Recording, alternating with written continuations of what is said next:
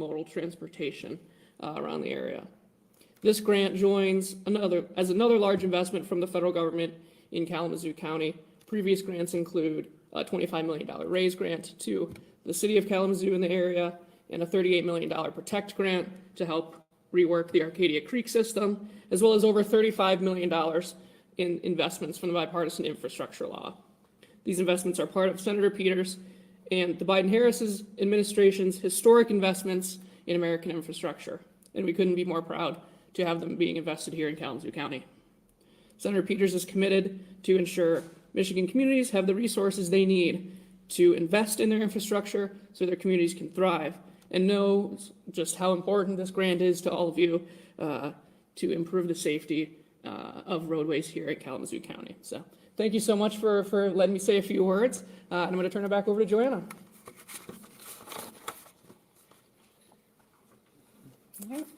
Thank you, Tom. I'm Joanna Johnson, proud to be the Managing Director here at the Road Commission of Kalamazoo County. I do want to acknowledge our Vice Chair, Commissioner David Pulowski, who also joined us here. I want to thank all of you for taking time out of your busy day. As our chair mentioned, it just really is an honor to have this grant awarded to the Road Commission of Kalamazoo County. A little bit about the Road Commission of Kalamazoo County, since I've got a captive audience, is we maintain over 1,270 miles of road, 63 bridges, over 28,000 signs across the county, 49 traffic signals, and 40 flashing beacons. We are so thankful for the overall investment this grant will bring. It will be over a $38 million investment over 5 years. It is the largest grant that this road commission has seen, and we are so proud to have it be recognized and to be able to put these improvements on our county road network. Just a few statistics. You heard Tom mention some of the safety-related mitigation that we are looking towards for this type of grant. But just to give you a sense of, as of September 10th, so as of today, since last week, 16 people died on Michigan roadways, making a total of 677 this year. In addition, 124 more were seriously injured for a statewide total of 3,729 to date. So these are the statistics, and this is a statewide statistic, but we're trying to ensure that all of those that travel our roads across the state, including here in Kalamazoo County, that we are working hard to mitigate those factors. So again, this grant will be put to great use within our community. I want to personally thank those that supported the application, both from Congressman Peters' office as well as his office, Bill Heisinga's office. I want to thank our team, many of which are here in the room, and others who are working on the road, all our contractors and vendors that help us deliver this, to HRC, our consultant on this particular project. We remain committed to towards zero deaths across the state, across the nation, and certainly here in Kalamazoo County. So we're honored to receive this.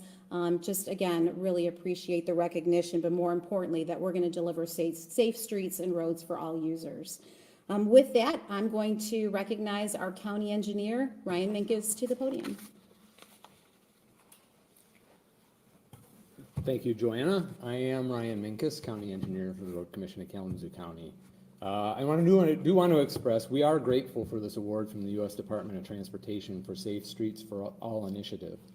Over the years, our team has been successful in securing safety grants from the Michigan Department of Transportation, averaging around $1.4 million annually. Some of our most successful projects have reduced lane departures by motorists and seen noticeable reductions in fatalities and serious injuries across various segments of our network. Encouraging drivers to remain within their designated lanes can enhance predictability and reduce the potential for accidents and collisions. This approach fosters a safer environment for all road users. It promotes more orderly traffic flow, contributing to the well-being of everyone sharing the road. This award allows us to invest in innovative projects that reduce lane departures, improve traffic predictability, and create a safer environment for all road users over the next few years. By ensuring that safety measures are universally applied, we aim to better safeguard drivers, pedestrians, and cyclists across all regions of our community. While we strive to improve safety with every project, this grant serves as a catalyst for advancing that mission. We are excited for the opportunity this brings to our community as it brings us closer to achieving our goal of 0 deaths on our roadways. Again, want to extend our gratitude to our legislators and the Department of Transportation for providing this funding opportunity. I'm now honored to introduce Jim Hoekstra, our Assistant County Engineer, who spearheaded our efforts in this application, to elaborate a little bit more on the program.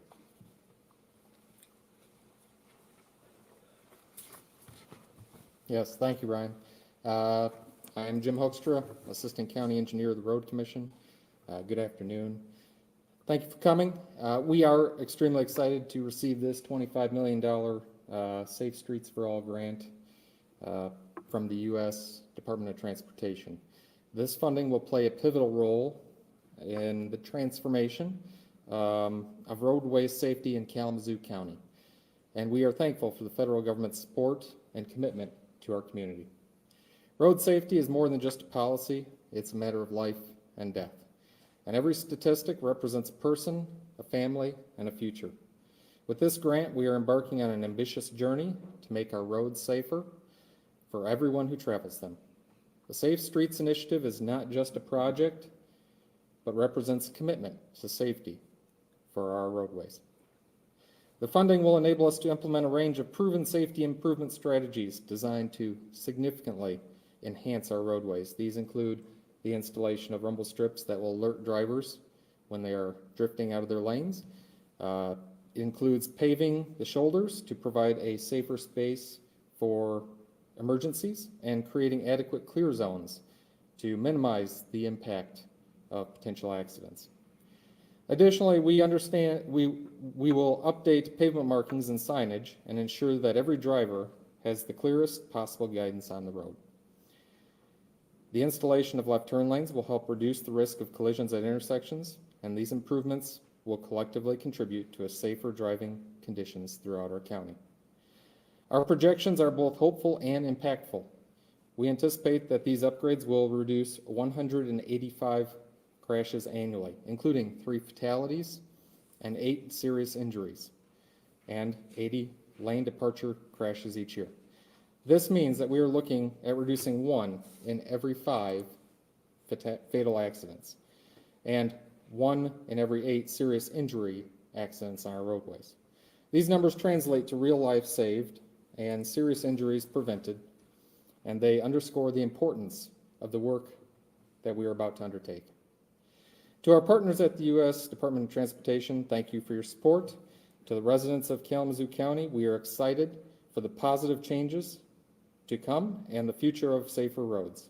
We look forward to working together to bring these improvements to life and to build a safer, more secure environment for those who travel through our community.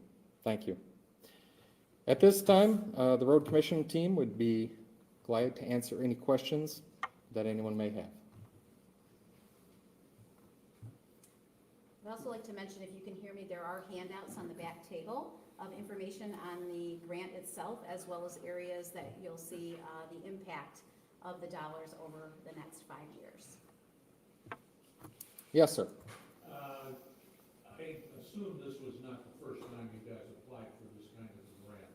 How many times do you recall before you finally, hit pay dirt?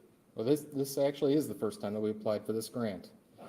This grant came about with the last bipartisan infrastructure law, and so it's only been around for a period of time now, 2-3 years-ish maybe?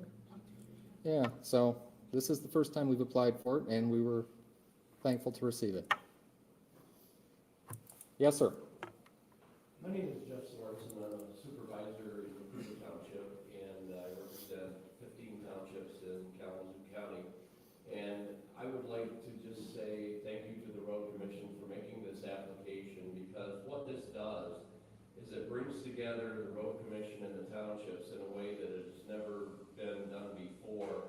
It brings a level of cooperation that has been building over the years, that brings it to a level that has never been done before, that we can work together in such a great way that serves our constituents.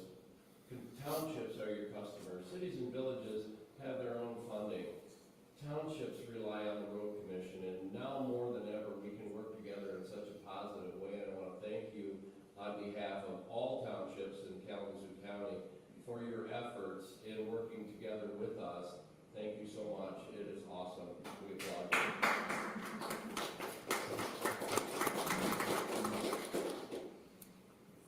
Yes, sir? I know with these safety grants, tree removal is a big part of it. Has it been determined where that will be done in the county and by whom? Yes. As far as tree removal goes, there is a map on the back table, and it is also at various points on the screens. That does show the different roads identified for this project, and each of those roads on that map will be trimmed for trees to provide an adequate clear zone. So the trees are just part of a clear zone Correct. work for a given road? Yes. It's not necessarily just gonna be a road, here we're gonna do the trees. It'll be each road within this grant.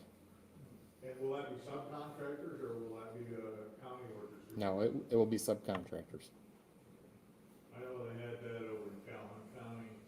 They had a real problem where, getting the cleanup done after the tree was cut down. So I would just caution the commission to be aware of that, and maybe that clause in there, we don't get paid until it's all done. Well, I will say that we have had a great partnership with tree vendors through my course of my tenure here. We presently use contractors for a lot of our tree removal today. They are an extension of our team. Sometimes our team does do some of the tree trimming and tree removal work, but I'm happy to say and happy to report we've had a great team effort with our vendors and contractors that work with us on tree removal. That is who we utilize primarily for contractors, with contractors here in Kalamazoo County. So I don't foresee anything different in this case.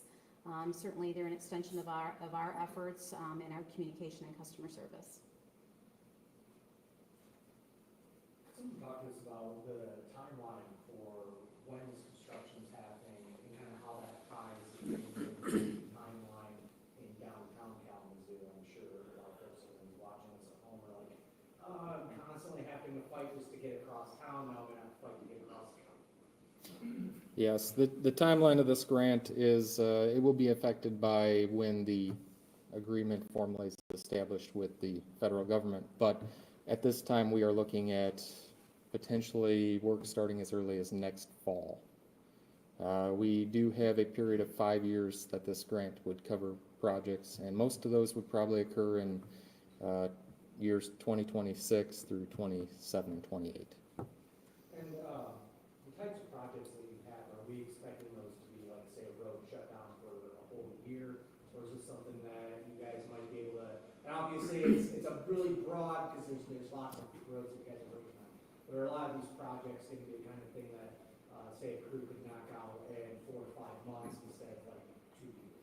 Yes, a lot of this will be done under just normal traffic conditions or a brief shutdown, as you would for any tree trimming that may occur, right? So maybe a daily or a week or whatnot, but for the most part, a lot of this work will not be invasive enough to close the road. There are several on the highlighted map there are several that will require that. Probably those will occur in not 25 and 26.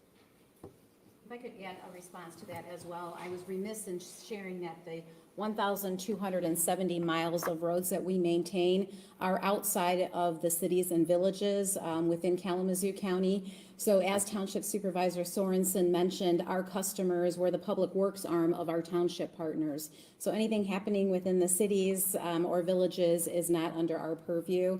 Certainly we work to coordinate those efforts. We don't want detour routes on roads that potentially we are working on as part of our system. So it does take a collaborative approach with our other municipal partners as well as contractors that might be working with them throughout the county.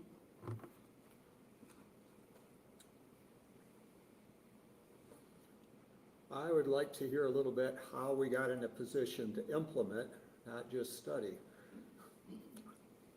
Sounds like we're going to go to construction starting a year out and for several years. Thank you. Yes. Yes, Commissioner Stahauer, the Road Commission has, as through this grant cycle, we have done a full investigation study, which I believe is also on the back table, looking at where accidents are generally occurring in the county and why. That allowed us to really hone in on this project in terms of what can have the most value to the accidents, crashes that we're seeing out there. Thus why the scope of the project is what it is. So yes, we did kind of jumpstart this process by undertaking that study on the road commission side. We did not go through any grants for the study. We are now proceeding towards implementation, which is a little unusual, but in the interest of safety of the public, it's probably not a bad thing. Jim, I'm going to Yep. Commissioner Stahauer, great question for a multitude of reasons why.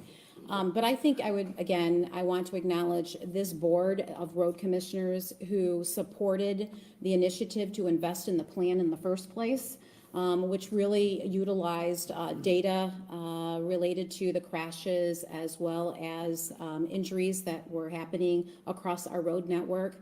So this board approved our investment in a study of a plan and to set a plan in place. That plan is available on our website as well under resources, where you can see a more detailed review of road segments and intersections across the county. If it not be for that, having that plan in place, we could not have put in a grant application for implementation. So it's through that study, through that plan and that initiative that we were able to, as Jim mentioned, put in a grant application. So it moved us, I think, ahead for rural communities to move beyond dollars that were received for a plan and right to implementation.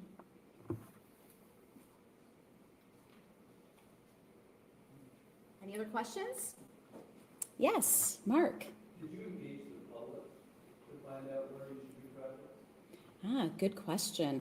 So again, I will start that off and then I'll pass that to Jim as well.